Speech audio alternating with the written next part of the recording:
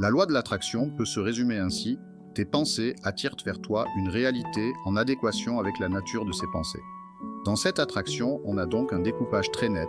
D'un côté, il y a l'individu avec ses pensées, ses désirs et ses objectifs, et de l'autre, il y a le monde extérieur censé répondre aux signaux envoyés.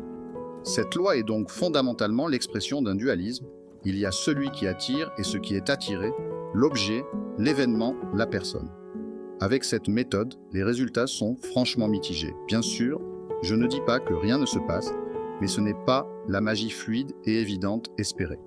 Au fur et à mesure du temps, quelque chose dans mes expériences me montrait qu'il existait une autre façon de percevoir la réalité, et cette perception n'est absolument pas duelle. Cette expérience porte un nom: l'éveil. Un espace intérieur sans limite s'ouvrait au cœur même de la conscience. Cet espace, je le sentais à l'intérieur, mais en même temps, il semblait englober toute la nature, comme s'il contenait les arbres, les oiseaux, le vent dans les feuilles, le parfum de la terre, et même l'univers entier. Un espace sans frontières, partout, à chaque instant. Alors je sais, c'est paradoxal. Comment un espace intérieur pourrait-il contenir l'univers entier? Ça défie la logique habituelle, cette logique issue du dualisme qui agit tel un programme dans notre subconscient dans lequel nous baignons depuis toujours. Moi, je suis dans mon corps et tout ce qui est autre est à l'extérieur, c'est l'évidence. Mais lors de l'éveil, une autre perception se déploie. La conscience, au lieu d'être logée dans la tête et dans le corps, apparaît comme étant partout sans centre ni frontière. Ainsi, le monde n'est plus perçu comme étant à l'extérieur, il apparaît au contraire dans l'espace de la conscience. Tous se font alors dans une unique source, un unique champ. Ainsi, je sentais que le concept de base de la loi de l'attraction « tu crées ta réalité » était juste. Ce qui n'allait pas, c'était la méthodologie, l'approche dualiste qui sépare le créateur de ce qui est créé. En somme, la loi de l'attraction propose un bon concept mais une mauvaise méthode.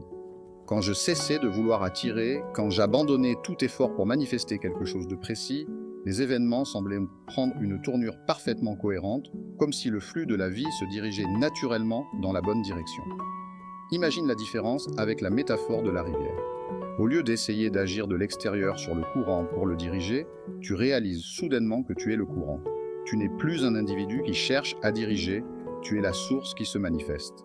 Ces paroles du Bouddha, reprises par Eckhart Tolle, disent « Je ne suis ni mes pensées, ni mes émotions, ni mes perceptions sensorielles, ni mes expériences. Je ne suis pas le contenu de ma vie. Je suis la vie, je suis l'espace dans lequel tout se produit.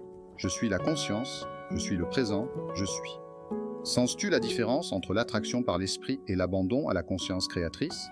C'est la différence entre ces deux phrases. Mes pensées positives attirent le positif et je n'ai rien à attirer car je suis l'espace dans lequel tout se produit. La version 1 demande un effort alors que la version 2 libère. Sens-tu que la version 1 enferme dans le mental alors que la version 2 t'ouvre les portes de l'éveil et de la non-dualité? Ce que ça illustre, c'est le fait que l'éveil se manifeste très naturellement et très simplement. L'éveil n'est pas un privilège réservé à quelques moines bouddhistes ou quelques spécialistes. Nul besoin d'effectuer de longues séances de méditation ou même d'accéder à des états modifiés de conscience. Je n'ai rien à attirer car je suis l'espace dans lequel tout se produit. Voilà. La nature de la conscience, c'est le vide créateur, un vide d'infinie fluctuation quantique. Plus besoin de chercher d'affirmer, de visualiser avec force le pouvoir, et dans l'abandon, le pouvoir est dans cet espace du vide de la conscience créatrice.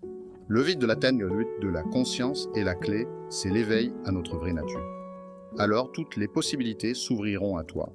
Le monde deviendrait un terrain de jeu sans limite. Tu pourras ainsi célébrer chaque instant. Sans le vide créateur, on reste piégé dans l'effort, l'intention et la dualité. Je n'ai rien à attirer car je suis l'espace dans lequel tout se produit.